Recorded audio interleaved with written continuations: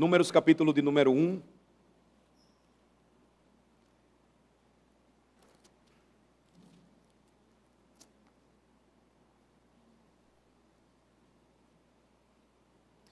Números capítulo de número 1, a partir do versículo 1. Temos um desafio hoje pela frente. O que vimos no primeiro sermão nos ofereceu uma introdução e nos mostrou a razão por que nós devemos estudar um livro tão esquecido pela igreja atual. Me permitam lembrar a vocês algumas coisas que vimos. Primeiro, eu lembro de ter dito aos irmãos que Números pode não ser um dos seus livros favoritos, um dos livros que você recentemente leu, pode não estar listado entre os 10 melhores livros da Bíblia para você, mas existe uma relevância e utilidade de se estudar este livro em pleno século 21, em uma época muito diferente daquela dos dias de Moisés e dos israelitas, porque narra a mesma história do povo de Deus, a mesma história que o povo de Deus do passado experimentou e que o povo de Deus hoje também experimenta. Eu lembro que naquela ocasião insisti, apresentando várias razões por que esse livro deve ser apreciado, e um deles é porque ele fala sobre essa história da redenção. É um livro repleto de histórias. E é desafiador para nós, porque, em geral, o brasileiro não gosta de história. É muito comum muitos dizerem entre nós que história é bobagem, é besteira. Muitos brasileiros, infelizmente, pensam assim. Mas veja, mesmo que não amemos estudar história, nós vimos que o apóstolo Paulo, escrevendo aos Coríntios, na Nova Aliança, no Novo Testamento, ele nos mostrou porque esse livro deve ser apreciado por nós. Porque Números deve ser amado por nós. E nós vimos que é importante notar isso, porque, estando repleto de histórias, esse livro fala sobre algo que o Senhor planejou para que nos beneficiasse. Em 1 Coríntios capítulo 10, nós vimos isso. A história das peregrinações do povo de Deus no deserto, elas foram escritas e até aconteceram, disse o apóstolo, para nós. Sobre quem os fins dos tempos chegaram, escreveu o apóstolo. Em outras palavras, Paulo quis dizer que Números foi registrado para você e para mim, crentes no Senhor Jesus Cristo, em pleno século 21, porque nós vivenciamos os mesmos dilemas, nós passamos ou enfrentamos as mesmas provações, nós somos tentados e caímos nas mesmas tentações e pecados que os israelitas dos dias de Moisés também caíram, enfrentaram ou passaram. Vimos então que Paulo utiliza o Novo Testamento para nos ensinar que esse livro foi escrito e ele é precioso para nós. Primeiro, para que não sejamos idólatras. Segundo, não sejamos imorais. Terceiro, não testemos a Deus de forma presunçosa. Quarto, não murmuremos, assim como os israelitas, eles murmuraram. E quanto mais nós pensamos sobre isso, nós vamos perceber que não há distinção ou diferença entre os pecados enfrentados pelos israelitas e os pecados enfrentados pela igreja brasileira hoje. Por vezes nós achamos assim que aquilo que os israelitas fizeram era característico de uma sociedade muito antiga, em um tempo muito remoto, mas nós começamos a perceber que imoralidade, murmuração, tentar a Deus de forma presunçosa, ainda hoje são práticas muito comuns entre nós cristãos. Então nós observamos isso e percebemos como foi precioso, esses argumentos como eles foram importantes para nós, E como o apóstolo Paulo, ele vai basear tudo isso na pessoa bendita de Jesus Cristo. Ele vai dizer que Números também fala sobre o nosso Redentor. Ele vai dizer que enquanto caminhamos pelo deserto, nós sempre continuaremos encontrando o nosso Salvador que estará lá com a gente. Do mesmo modo que o Senhor sempre se fez presente com Israel, o Senhor resolveu, decidiu habitar entre nós, e a sua habitação, ela é permanente em nós e em nosso meio, e isso nos assemelha àquele povo que peregrinou por 40 anos no deserto. O que é que nós vamos ver hoje? Hoje nós vamos ver o capítulo todo e vamos percebê-lo de forma longa, e você vai notar que leva tempo para lê-lo, mas o exercício que nós fazemos em nossas liturgias nos treina também para isso, e nós vamos nos deparar com alguns nomes estranhos. Na verdade, até alguns nomes esquisitos. E a boa notícia para você hoje, e para mim também, é que pelo menos 15 ou mais dentre esses nomes você vai conhecer. Alguns deles você não vai conhecer, alguns deles, na verdade, permanecerão até obscuros, porque não vão aparecer mais, ou até, pelo menos em alguns momentos, mas existe uma razão porque o Senhor quis registrar tudo isso, e é o meu desafio hoje provar isso para você. Mas também você vai ver outra coisa interessante. Você vai perceber alguns números enormes. Por exemplo, se você observar na leitura o versículo 29, você vai notar que a tribo de Issacar, ela foi numerada em 54.400 homens. E aí, que lição nós vamos tirar de tudo isso? Uma pequena dica aqui, introdutoriamente falando. Nós vamos perceber que esses números nos remetem ao período, ou à lembrança de quantas pessoas Moisés se referiu, que foram para o Egito com José e a sua casa. E comparando esses números, vocês vão perceber como de uma pequena família, o Senhor libertou um povo extremamente numeroso. Só em uma tribo, mais de 50.000 homens apenas, preparados para a guerra. Então, na verdade, eu vou procurar aqui destacar pelo menos 4 verdades que nós vamos observar à medida em que estivermos lendo o capítulo de número 1 hoje.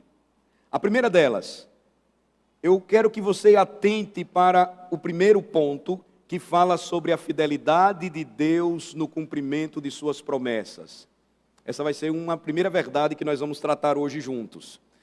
A segunda, quando estivermos lendo o capítulo 1, é que você esteja atento a um outro ponto. O capítulo 1 vai falar sobre a providência de Deus. Então, vai tratar primeiro da fidelidade de Deus em cumprir as suas promessas. Segundo, vai falar sobre a providência de Deus em guiar o seu povo pelo deserto. Terceiro, e esse ponto aqui é importantíssimo, o capítulo 1 falará para nós sobre a doutrina da eleição. Sim, o capítulo de hoje vai provar, além de qualquer sombra de dúvida e de qualquer refutação, essa doutrina. Na verdade, a primeira reação quando nós lemos esse capítulo não é notar isso. Mas à medida em que nós vamos meditando, nós vamos percebendo como a doutrina da eleição está aqui sendo ensinada pelo Senhor.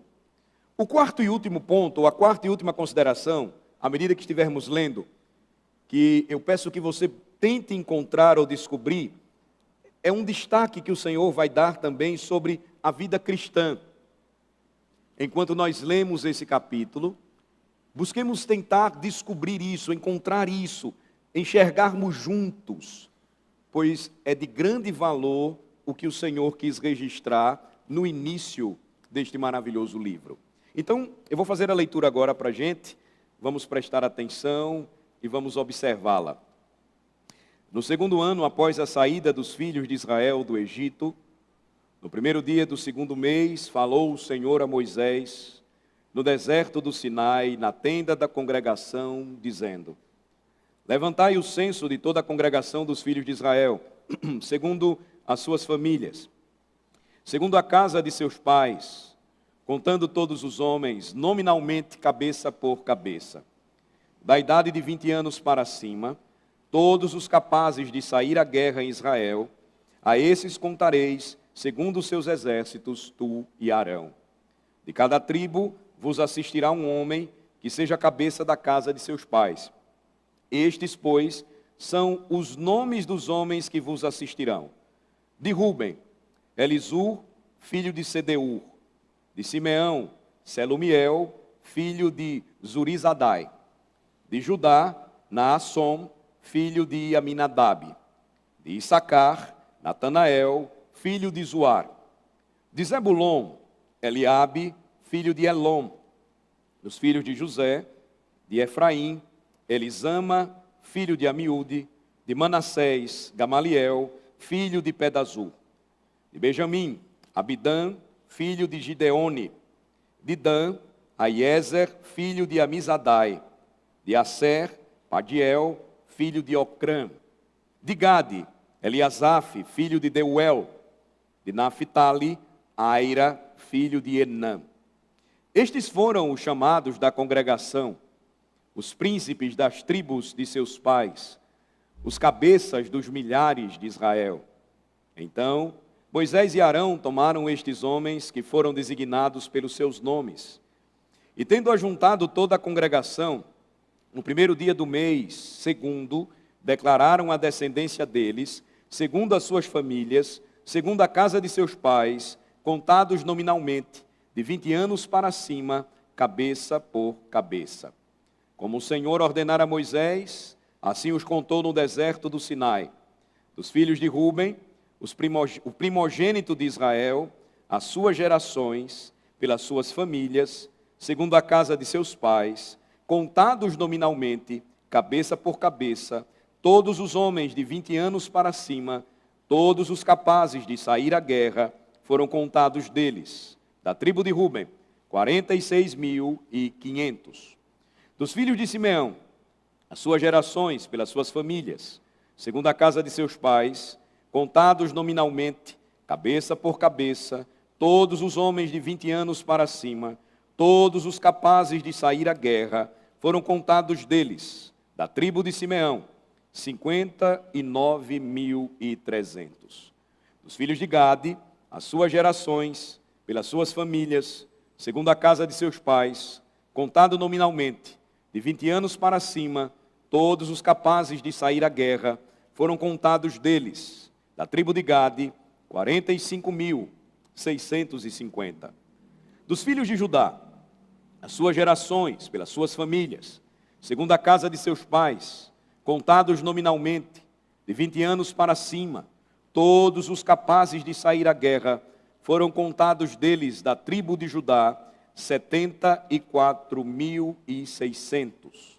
Dos filhos de Issacar, as suas gerações, pelas suas famílias, segundo a casa de seus pais, contados nominalmente de 20 anos para cima, todos os capazes de sair à guerra, foram contados deles, da tribo de Issacar, 54.400.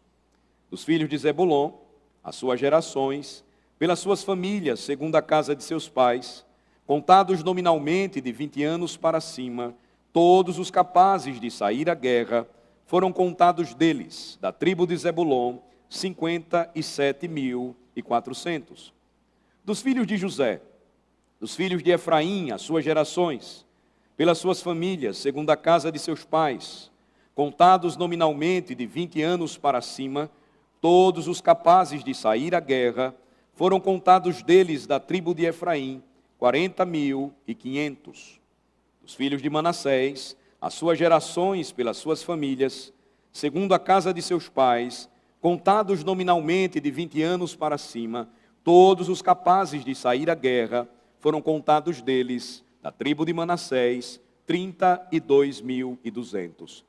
Dos filhos de Benjamim, as suas gerações, pelas suas famílias, segundo a casa de seus pais, contados nominalmente, de 20 anos para cima, todos capazes de sair à guerra, foram contados deles, da tribo de Benjamim, 35.400.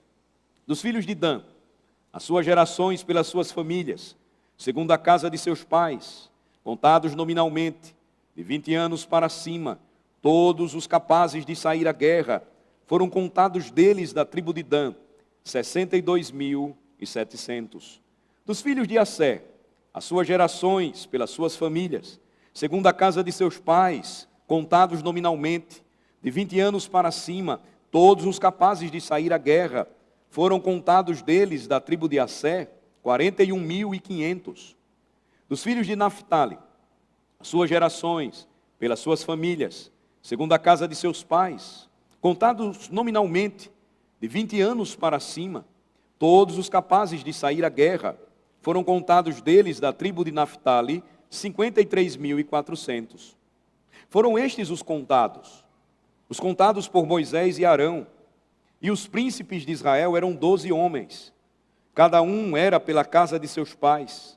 Assim, pois, todos os contados dos filhos de Israel, segundo a casa de seus pais, de 20 anos para cima, todos os capazes de sair à guerra, todos os contados foram 603.550. Mas os levitas, segundo a tribo de seus pais, não foram contados dentre eles, porquanto o Senhor falara a Moisés, dizendo: somente não contarás a tribo de Levi, nem levantarás o censo deles entre os filhos de Israel. Mas incumbe tu os levitas de cuidarem do tabernáculo do testemunho, e todos os seus utensílios e tudo que lhe pertence. Eles levarão o tabernáculo e todos os seus utensílios. Eles ministrarão no tabernáculo e acampar-se-ão ao redor dele. Quando o tabernáculo partir, os levitas o desarmarão, e quando assentar no arraial, os levitas o armarão. O estranho que se aproximar morrerá. Os filhos de Israel se acamparão, cada um no seu arraial, e cada um junto ao seu estandarte, segundo as suas turmas. Mas os levitas se acamparão ao redor do tabernáculo do testemunho, para que não haja ira sobre a congregação dos filhos de Israel, pelo que os levitas tomarão a si o cuidar, o tabernáculo do testemunho. Assim fizeram os filhos de Israel, segundo tudo que o Senhor ordenara a Moisés, assim o fizeram. Veja, é uma leitura bastante interessante. Nomes, como eu disse, esquisitos, alguns bastante esquisitos para nós, alguns bastante conhecidos. Veja, há uma relação, há um censo determinado pelo Senhor que fosse feito, e há muito o que dizer, se pudéssemos gastar tempo trabalhando o capítulo 1 nesta noite. Há muito o que dizer, se pudéssemos acampados, pelo menos tratar aqui os versículos de 47 a 54 juntos, explorando as riquezas que nós podemos achar aqui nesta passagem. Mas o meu compromisso hoje, irmãos, com vocês, é pelo menos oferecer uma visão geral do que nós temos aqui, neste ato de Deus de numerar os guerreiros de Israel, apontando pelo menos essas 4 verdades que eu pedi que vocês tentassem buscar encontrar, à medida em que líamos Números capítulo 1. Primeira delas, a fidelidade de Deus às suas promessas. A segunda, a providência especial de Deus sobre o seu povo. A terceira, a escolha de Deus por seus amados. Quarta e última, o chamado do crente para uma vida de guerra. Vamos olhar então cada uma dessas e vamos primeiro tentar entender aqui o seguinte: por que o Senhor ordenou que Moisés fizesse essa lista? Por que o Senhor ordenou esse censo?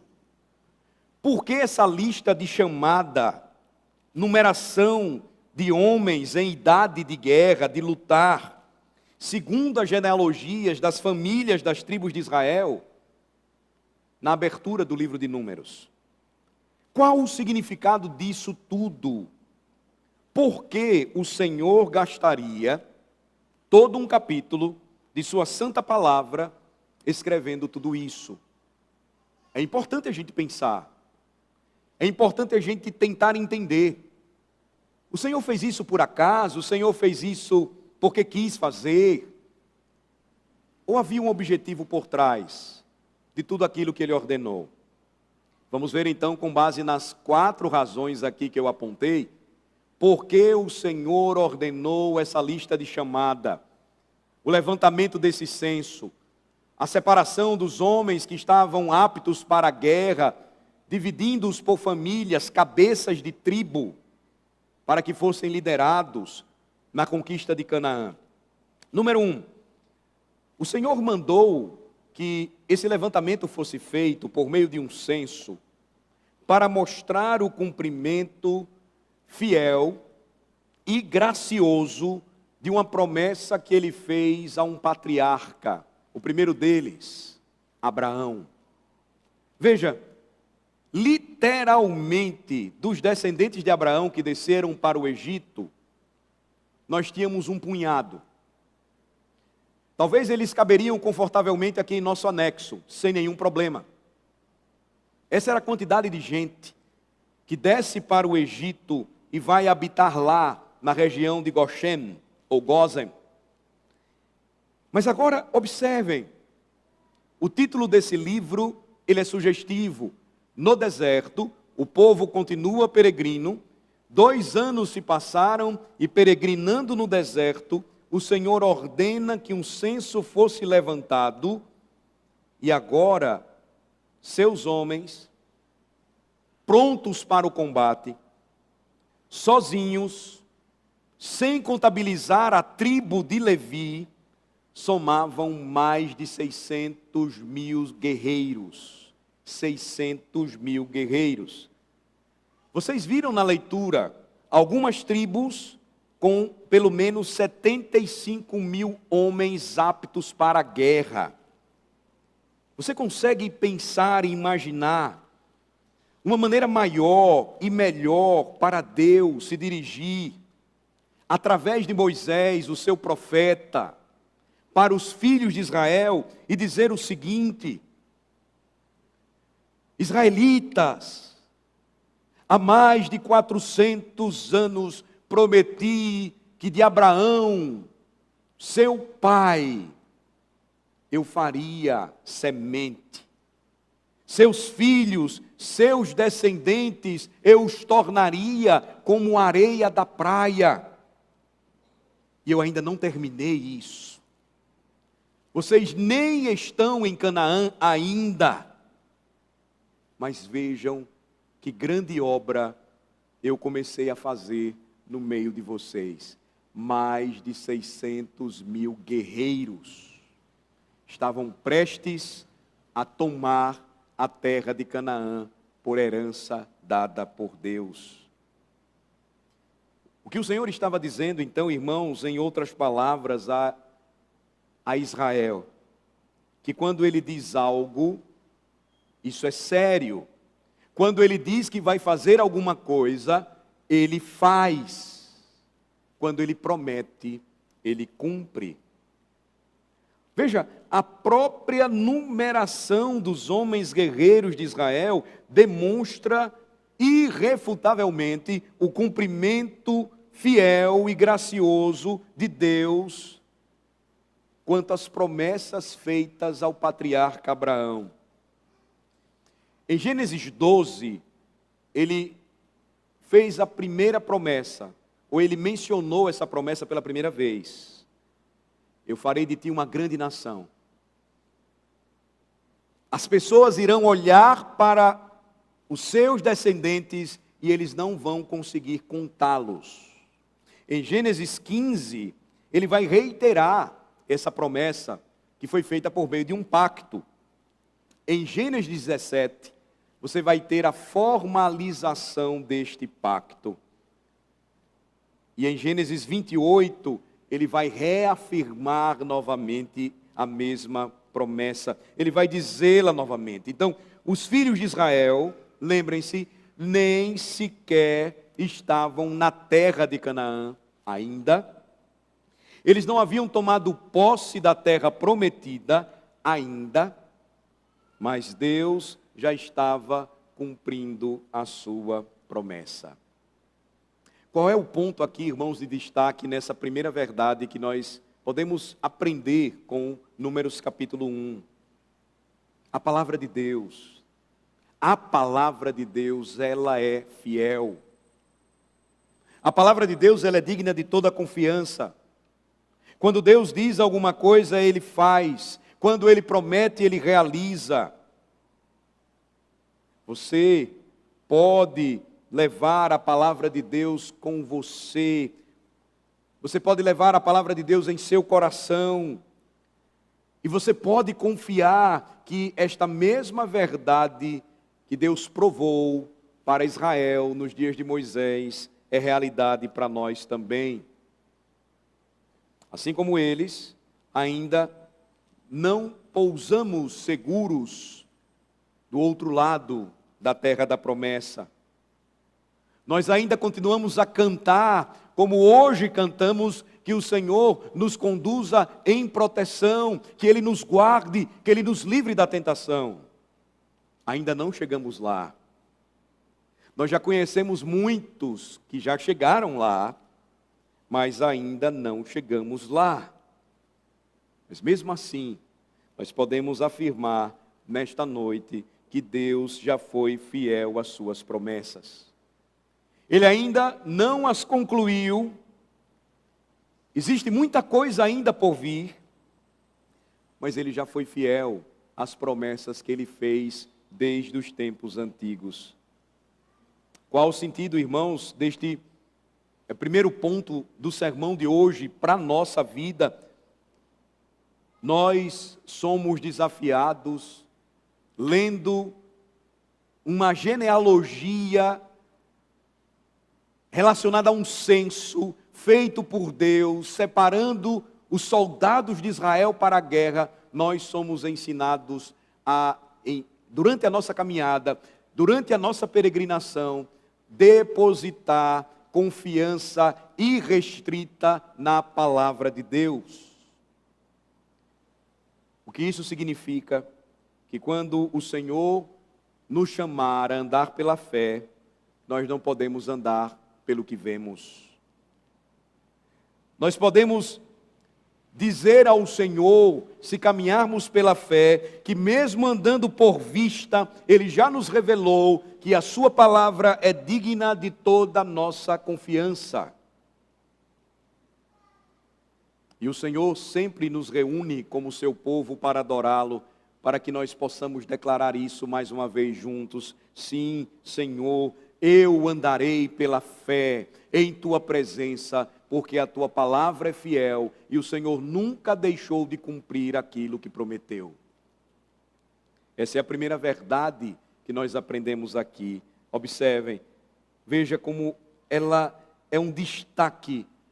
O Senhor estava agora mostrando a Moisés e a Israel quão numeroso o seu povo havia se tornado. Nós não vamos experimentar isso se nós não confiarmos na palavra de Deus. Nós não vamos experimentar dos seus benefícios se nós deixarmos de crer no que Deus ensina e depositarmos a nossa fé em outra palavra, dermos ouvido a outra voz. A igreja do Senhor, ela continua a se perder no deserto, a andar em círculos e a não tomar posse da terra, por fazer o mesmo que os israelitas fizeram no passado. Quando deixamos de crer na palavra de Deus, de depositar a nossa fé nas promessas de Deus, nós então falhamos. Essa é a mesma verdade, irmãos, ela ainda hoje se repete. Nós deixamos de fazer grandes coisas porque nós nos esquecemos disso. Nós deixamos de andar pela fé e passamos a andar por vista. Em nossa última conferência, nós fomos lembrados da história de 5 missionários que, desejando evangelizar uma tribo no Equador, uma tribo desconhecida, e era sabida a sua violência, mesmo assim eles desejaram ir lá. Na selva amazônica eles foram com suas famílias, se estabeleceram próximos e resolveram fazer um voo de reconhecimento. Depois eles descem com o aeroplano e aqueles indígenas, eles acham que são deuses, eles se sentem ameaçados por um momento e eles não estabelecem um diálogo, eles imediatamente matam aqueles 5 missionários. Suas esposas perdem seus maridos, crianças pequenas, filhos ficam órfãos. A decisão poderia ser agora daquelas esposas de missionários: nós vamos embora, tudo acabou, nós viemos pela fé, mas a fé naufragou. A esposa então de um deles, de Jim Elliot, ela disse: não, nós vamos ficar. Elas decidem ficar. E não demora muito, o contato começa a ser estabelecido e elas são convidadas a morar entre os indígenas. E elas vão. E elas sabem, ali estão homens que mataram seus maridos. Quando Jim foi morto, a sua filhinha tinha meses de vida. Ela era pequenininha. Passaram-se alguns anos, o assassino de Jim se converteu. Passou mais um tempo, ele se tornou pastor. Passou algum tempo, ele batizou a filha do missionário que ele havia matado antes de ser salvo pela graça de Jesus. Isso é confiar na palavra de Deus. Isso é ser guiado pela fé. Por vezes nós desistimos ou planejamos mal, como diz o apóstolo, porque nós não confiamos na palavra de Deus. E por isso nós não vivemos segundo as promessas de Deus e não fazemos aquilo que o Senhor nos manda fazer. E os espaços, eles sempre serão preenchidos, porque no mundo de Deus não existem vácuos.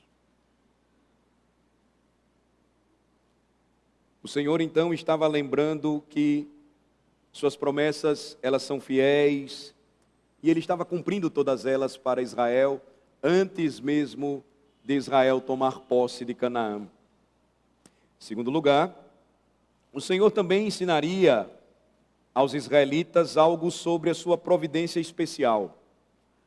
A providência de Deus para o seu povo, ela é operada de maneira especial. Ela é gentil, ela é doce, ela é cheia de graça e misericórdia da parte do Senhor.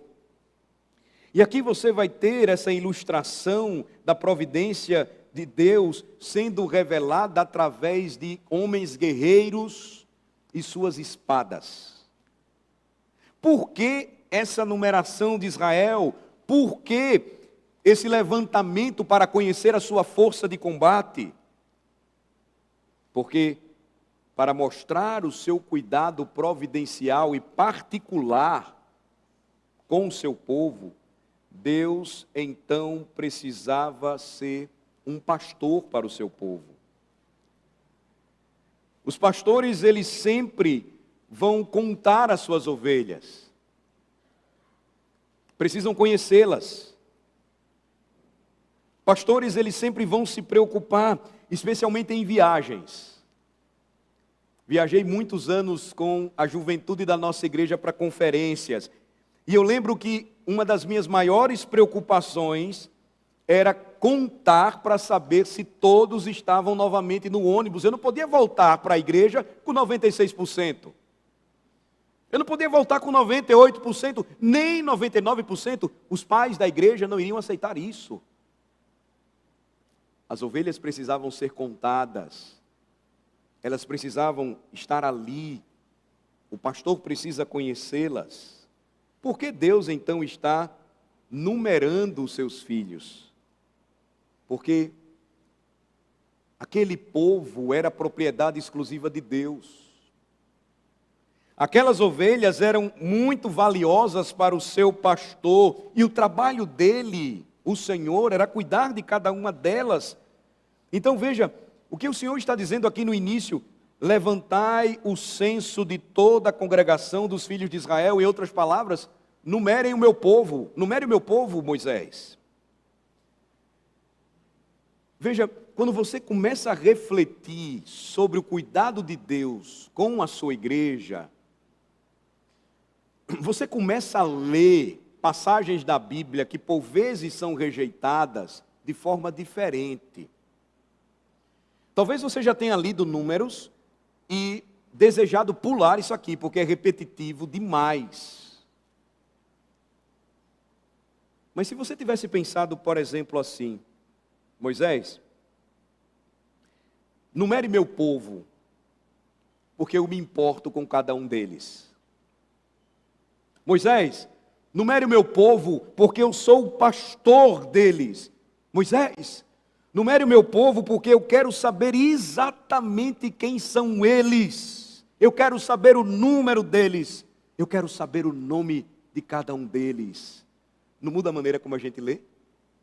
Pode não importar para você e para mim, mas para Deus, cada um daqueles nomes importava muito. Talvez ninguém ligue para você, talvez ninguém nem saiba quem você é. Às vezes a gente até se chateia, né? Porque alguém na igreja não nos conhece, não sabe o nosso nome. Deus sabe o seu nome. Ele conhece você de uma maneira que ninguém conhece você. Ele estava dizendo a Moisés: eu quero saber em qual tribo eles estão. Eu quero saber quem foi o pai deles, quem foi o avô deles, o bisavô deles, o tataravô deles. Moisés, eu quero saber como eles se casam. Moisés, eu quero saber quem são seus filhos. Moisés, eu quero conhecer cada um deles. Era muito mais do que um censo. Era muito mais do que números. Era Deus, por sua providência, dizendo algo que o Senhor depois vai falar para a gente. Veja, essas conexões, irmãos, elas são tão preciosas que a gente não pode perder o fio de ouro dessa interpretação entre Antigo e Novo Testamentos. Abra comigo em Mateus capítulo 10, por favor. Aí você vai se surpreender com as palavras de Jesus para os seus apóstolos. No capítulo 10, Jesus vai dar aos seus apóstolos a primeira grande comissão. Você tem duas grandes comissões no Novo Testamento. A primeira delas acontece no capítulo 10, quando o Senhor, ele vai dizer assim para os seus discípulos, que a seara era grande. Vocês conhecem a passagem? Os trabalhadores eram poucos, que eles rogassem ao Senhor da seara que mandasse trabalhadores para o meio deles. E aí ele mesmo responde a oração. Ele vai separar 12 homens. 12 homens comuns para servir ao reino. Depois disso, Jesus vai então dar a eles a primeira grande comissão. Você vai encontrar lá no capítulo 10. A segunda é aquela no final do Evangelho de Mateus. E aí, quando Jesus ele está animando os seus discípulos, porque ele vai dizer que a grande comissão seria desafiadora, eles iam enfrentar provações, e ele então vai chegar naquela passagem naquele momento em que vai estimulá-los, a partir do versículo 24, observem, e ele vai dizer, olha, que o discípulo não está acima do seu mestre, nem o seu servo acima do seu senhor, e que eles então não temessem, porque não haveria nada encoberto que não viesse a ser revelado, nem oculto que não viesse a ser conhecido. E ele continua a falar, e aí quando ele chega no versículo 30, observem o que ele vai dizer. E quanto a vós outros, até os cabelos todos da cabeça estão contados. Não temais, pois, Bem mais valeis vós do que muitos pardais. Jesus está dizendo a eles palavras de conforto em resposta ao que ele afirmou no versículo 28. Olha, não temais os que matam o corpo e não podem matar a alma. Temei antes aquele que pode fazer perecer no inferno tanto a alma como o corpo. E aí quando ele chega então no versículo 30, ele diz: e quanto a vocês, se eu conheço os pardais e cuido deles, até os cabelos de suas cabeças eu os tenho por números. Vocês percebem um fio de ouro aí? Esta passagem, irmãos, é como um megafone gigantesco, onde Deus diz bem para os nossos ouvidos: vocês são o meu povo, eu me importo com vocês, eu sei de onde vocês vêm, eu sei os seus nomes, eu sei quantos vocês são, e eu conheço vocês de forma tão íntima, que eu sei até o que vocês não sabem, a quantidade de fios de cabelo que vocês têm na cabeça. Então, a passagem de hoje, ela mostra esse cuidado particular de Deus como o nosso pastor. O tipo de cuidado que ele dispensou para o seu povo Israel, mostra como de forma providente, gentil, amorosa, ele cuida de cada um de nós. Se nós confiamos na palavra de Deus, nós vamos descansar em sua providência. Se nós confiamos na palavra do nosso Cristo, nós vamos descansar quando Ele diz para não temermos, porque Ele nos conhece de forma tão especial, que Ele sabe quem somos, Ele conhece os nossos nomes.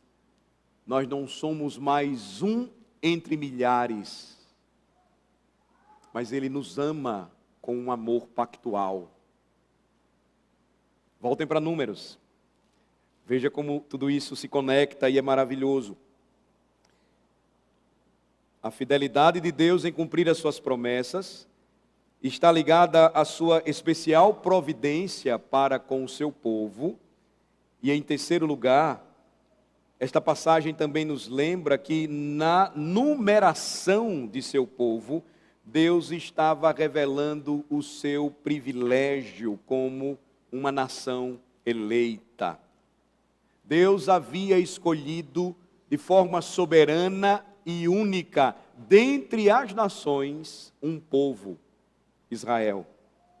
Veja que Números 1 vai nos mostrar que o Senhor não está tratando aqui da multidão mista que sai com Israel no Êxodo, mas Ele está numerando as suas tribos.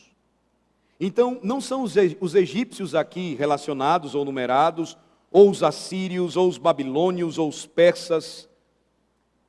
Anacronicamente falando, não são gregos ou romanos, americanos ou brasileiros, não. Ele está se referindo àquele povo que ele decidiu amar, porque ele decidiu escolher para salvar. Talvez você não goste de ouvir a respeito da doutrina da eleição.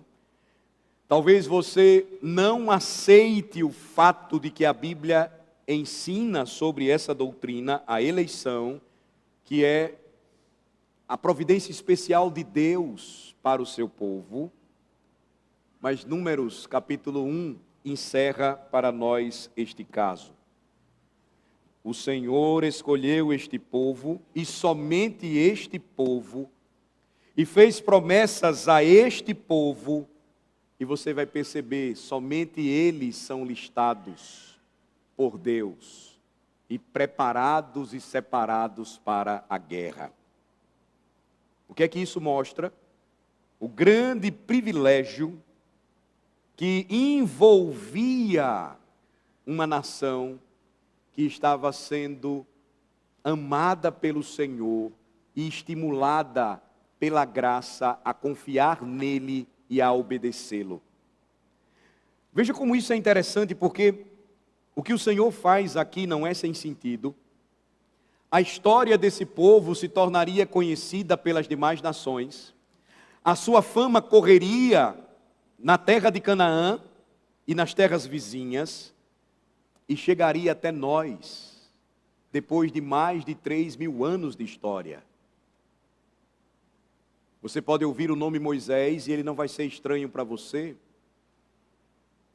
Você pode ouvir o nome Abraão ou Josué e também não será. Você vai ouvir sobre histórias da redenção que estão ligadas à história deste povo, como o Êxodo, a conquista de Canaã, as guerras travadas por Davi, e você vai chegar até o Senhor Jesus Cristo. A salvação viria dos judeus, e por isso o Senhor separou esse povo para si. Ele o relacionou, ele o numerou, ele o conheceu, ele separou para essa finalidade. O Senhor então estava preparando todo o terreno para que o Evangelho chegasse então a partir do povo de Israel, a partir dos judeus, a todas as nações. O apóstolo Paulo vai escrever que a salvação então, ela se manifestaria a partir de um povo, mas o objetivo do Senhor é que se espalhasse sobre as outras nações, de modo que esta graça eletiva e salvadora de Deus não ficaria trancada apenas nos limites de Israel, mas chegaria até o coração dos gentios, para que o bárbaro, o escravo, o pagão, o livre, o grego, o cita, todos fossem salvos pelo perfeito dos judeus, dentre os judeus. Aquele que seria o Salvador, a pura e perfeita descendência de Davi. Não somente homem perfeito, porque divino, eterno, viria e habitaria entre nós, se faria carne, vivendo entre os homens, para ser o nosso Redentor. O Senhor estava preparando tudo, porque Ele estava enxergando além. Nós vimos hoje aquela maravilhosa oração de Moisés, ela nos chama a atenção. Eu queria que você olhasse novamente comigo, estudando o Evangelho de João, hoje nós podemos vê-la, e capítulo 27 de Números, quando o Senhor prepara Moisés e já está dizendo o que estaria por vir, Números 27, a partir do versículo 12. Ele está falando sobre tudo isso aqui. Depois disse o Senhor a Moisés: sobe a este monte Abarim e vê a terra que dei aos filhos de Israel. E tendo-a visto, serás recolhido também ao teu povo, assim como foi teu irmão Arão.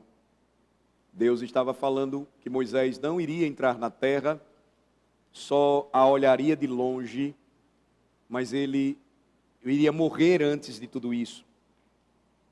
Porquanto no deserto de Zim, verso 14, na contenda da congregação, fostes rebeldes ao meu mandado de me santificar nas águas diante dos seus olhos. São estas as águas de Meribá de Cádiz, no deserto de Zim. Então Moisés vai dizer ao Senhor, de forma profética, ele vai orar ao Senhor. Ele não vai ficar chateado, porque ele conhecia a fidelidade de Deus em cumprir todas as suas promessas.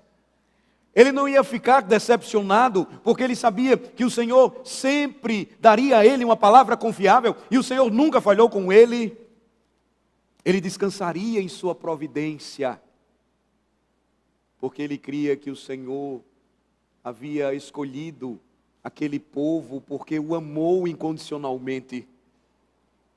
E então ele ora, verso 16, o Senhor, autor e conservador de toda a vida, ponha um homem sobre esta congregação, que saia adiante deles, e que entre adiante deles, e que os faça sair, e que os faça entrar, para que a congregação do Senhor não seja como ovelhas que não têm pastor. Na sequência, o Senhor vai dizer: toma Josué, filho de Num. Mas não seria ainda esse homem perfeito, pelo qual rogou Moisés, aquele que iria redimir o povo? Ele iria entrar na terra, ele iria liderar a conquista.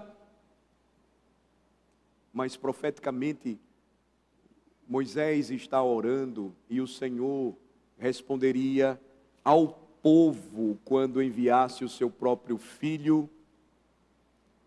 E entre os judeus ele dissesse: eu sou a porta, e quem entrar por mim será salvo. Entrará e sairá, será livre, verdadeiramente livre, e achará pastagem, descanso de sua peregrinação e de suas lutas. O Senhor então estava guiando o seu povo e preparando tudo aquilo que seria para nós. Por isso o apóstolo Paulo inspiradamente falou: tudo isso serve para vocês, foi escrito para vocês, para que vocês continuem a olhar firmemente para o autor e consumador da fé, o Senhor Jesus Cristo. O Senhor Jesus Cristo. O quarto e último ponto, ou consideração com base em Números capítulo 1, nesta noite, que eu queria trazer, é que os filhos de Israel estavam sendo preparados para a guerra, e por isso o Senhor havia mandado Moisés levantar aquele censo, não somente para lembrá-los a sua promessa fiel, a sua santa providência, o seu amor incondicionalmente eletivo, mas também o Senhor estava preparando-os para o combate. Veja que Números capítulo 1 nos ensina isso. Os israelitas, eles não estavam se dirigindo para a terra de Canaã para uma colônia de férias. Eles não iriam encontrar ali resorts onde eles iam poder ficar e descansar, uma bela e grande rede hoteleira, onde eles iam poder ali curtir a terra que mana leite e mel. Não. O Senhor vai lembrar que Ele estava preparando o seu povo para a guerra, porque Senhor dos Exércitos é o seu nome. De modo que um registro militar precisava ser feito. Os homens prontos para o combate deveriam ser reunidos, organizados no acampamento, e é isso que acontece de fato em Números capítulo 1. E nós temos aqui, irmãos, um importante lembrete de que o que o Senhor estava preparando para Israel é a mesma verdade ainda hoje para nós. Escrevendo aos Efésios, o apóstolo Paulo disse, capítulo 6, que a nossa luta não é contra carne ou sangue, mas contra principados e potestades, contra os dominadores desse mundo tenebroso. Nós estamos envolvidos em uma grande batalha, e a batalha da nossa fé envolve esta grande comissão que o Senhor confiou à sua igreja, de conquistar o mundo para Cristo, fazendo discípulos de todas as nações, discipulando as nações, por meio da pregação e do ensino do Evangelho. Israel deveria conquistar a terra, e o seu propósito, dado por Deus, era abençoar as nações, influenciá-las, fazer com que os povos que estavam ali agora sendo julgados por seus pecados, superstições, idolatrias, pudessem reconhecer que só há um Deus vivo, único e verdadeiro, o Senhor dos Exércitos. A mesma verdade ainda, irmãos, ela está presente aqui, e ela se aplica a nós. O nosso Senhor é o Deus das batalhas. A nossa batalha, ela pertence ao Senhor, E somente pela fé nós iremos triunfar se nós confiarmos e descansarmos na confiança ou na confiável palavra de Deus. Estudamos domingo passado uma série maravilhosa de sermões sobre a história de Davi e Golias. Lembre-se, Davi, ele foi combater Golias porque ele sabia que aquela batalha não era dele. 1 Samuel lembra que ele diz que vai ao combate porque a batalha pertence ao Senhor. E porque a batalha pertence ao Senhor, ele tinha certeza que iria vencer. Deus estava preparando o seu povo para a batalha. Eles não iriam vencê-la se o Senhor não estivesse com eles. Eles precisariam saber disso, mas eles precisavam estar prontos para a batalha. O final do capítulo 1, irmãos, destaca a razão por que a tribo de Levi ela foi separada e ela não deveria se envolver na guerra, mas ela era parte da guerra. Todo o processo de avanço do reino de Deus no mundo, ainda hoje ocorre da mesma maneira. Não triunfaremos, não iremos avançar, não conquistaremos o mundo para Cristo se travarmos essa batalha com as nossas próprias armas. Os levitas estavam ali para que os guerreiros não esquecessem que as batalhas de um guerreiro, elas começam em seu coração.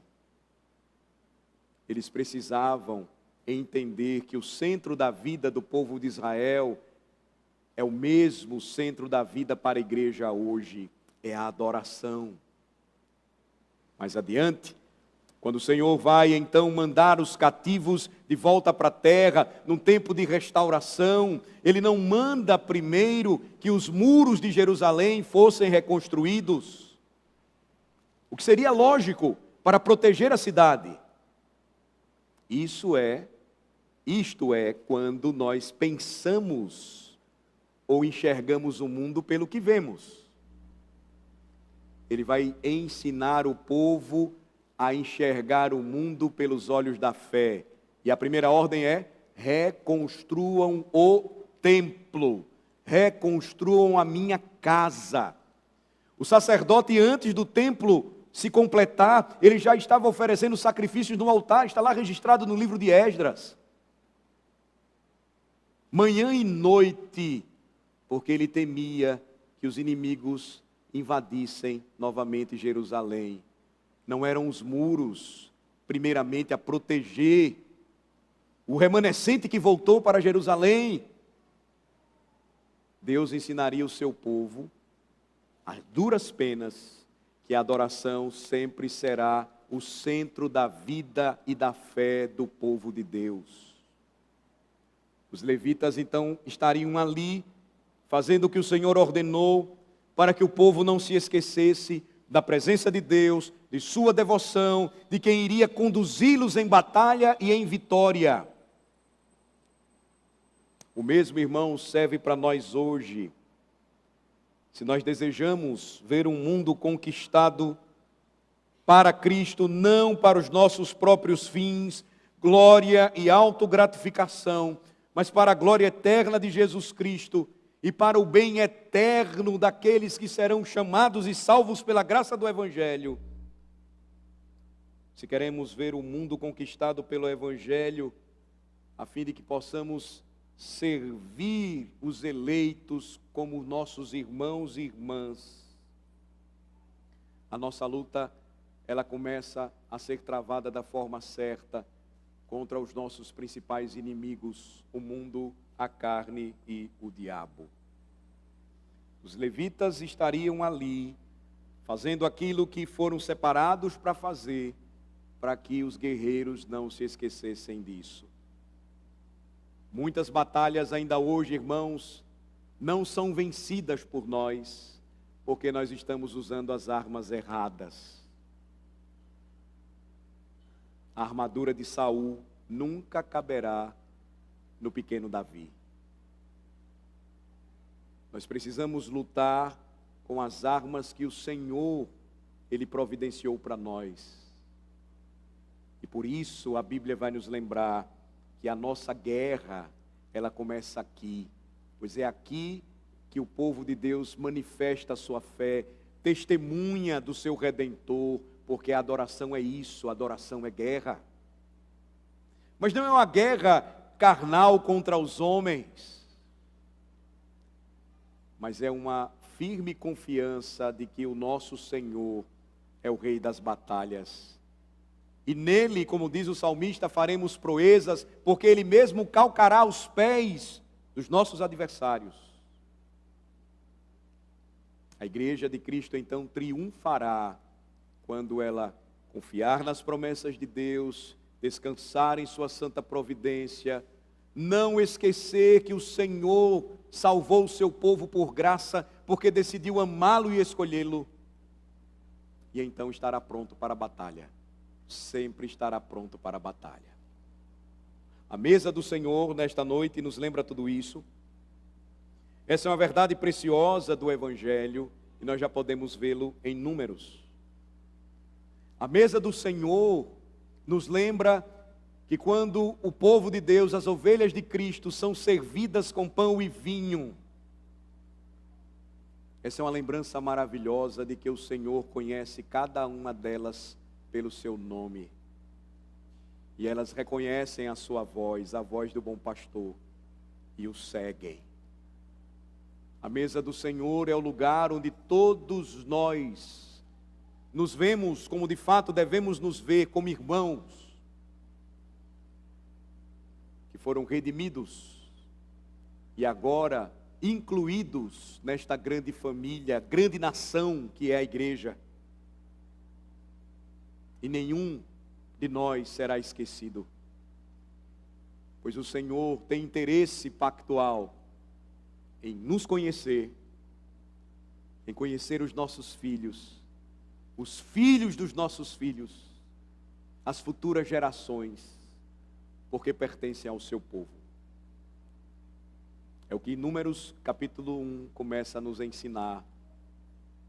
E a minha oração é que o Senhor nos ajude a enxergar essa perspectiva santa e não tomar como mais um livro que nós pensamos não tem sentido para nós, mas que faz todo sentido. Nós estamos conectados a Ele. Nós estamos ligados a Ele. Uma última palavra sobre tudo o que nós vimos hoje aqui. Às vezes nós pensamos assim, os censos, eles estão fortemente ligados às linhagens. Não necessariamente. Para Deus, não necessariamente. Em Esdras, quando o povo de Deus volta para a terra da promessa, muito se perdeu. Levitas nem sabiam mais de onde viriam ou de onde vinham. As linhagens estavam até misturadas, tanto que alguns não foram permitidos servir ao Senhor no tabernáculo, no templo, melhor falando. Mas as genealogias ainda estavam ali. Os nomes ainda estavam ali. Porque nunca foi uma questão apenas de sangue. Nunca foi apenas uma questão de raça. Foi uma questão de promessa, de amor pactual. Do Senhor olhar para a gente como a gente e reunir alguns que têm herança e tradição por décadas, a outros que chegaram hoje, a outros que vieram de nenhuma linhagem, nunca conheceram ou nunca foram conhecidos. Sempre tudo isso envolveu o amor de Deus por seu povo. Ter esses nomes, relacioná-los, conhecê-los e dizer para cada um deles: eu sou o Deus de vocês, vocês são o meu povo. Eu darei o meu filho por amor a vocês, independentemente de onde vocês venham. Eu decidi fazer isso por amor e graça, que estou dispensando, ofertando para vocês. É o que nós experimentamos, irmãos, todos os dias da semana, quando nos reunimos aqui. É o que nós experimentamos todos os dias da semana, quando nós ouvimos o Senhor nos relembrar tudo o que acabamos de ver juntos. É pura graça. Graça somente. Vamos orar. Senhor, nós exaltamos o Teu nome nesta noite, por encontrar, ó Senhor, em uma passagem tão distante de nós, por vezes estranha para nós, tanto amor, tanta promessa, tanta fidelidade, tanta graça da parte do Senhor.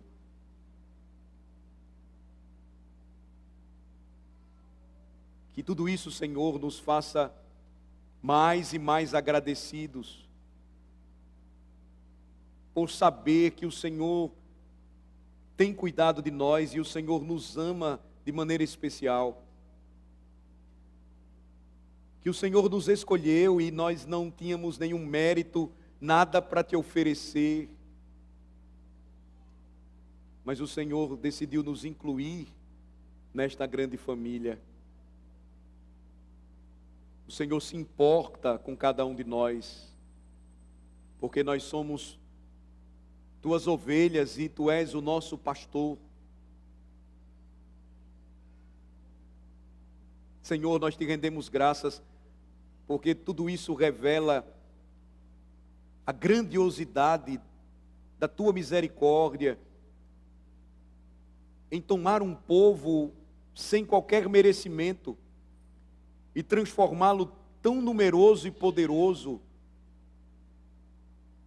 espalhá-lo sobre a face da terra,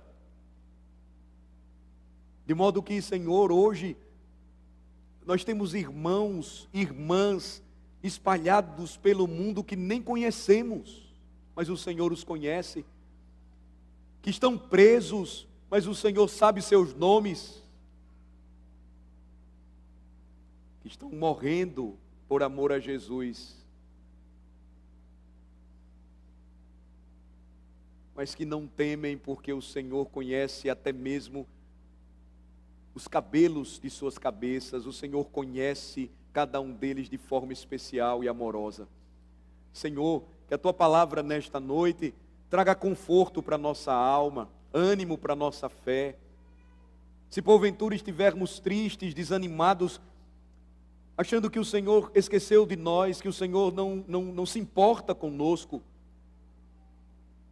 uma passagem tão antiga vem para nos lembrar que isso não é verdade, mas é engano do nosso coração, porque a Tua palavra é confiável, o Senhor sempre foi fiel ao que prometeu, porque a Tua palavra é confiável, o Senhor nunca nos deixará faltar coisa alguma, mas cuidará de nós, porque a Tua palavra é confiável, o Senhor nos deu um Salvador. Aplica, Senhor, a Tua palavra ao nosso coração, e que nesta noite, mais uma vez juntos ao redor da Tua mesa, o nosso coração, ele exploda de alegria, plena satisfação em nosso Rei, e que isso nos anime, e nos guie em nossas batalhas, servindo ao Senhor como bons soldados de Cristo, cumprindo aquilo que o Senhor nos comissionou a fazer, e viver pela graça no poder do Teu santo Evangelho. Em nome de Jesus oramos. Amém.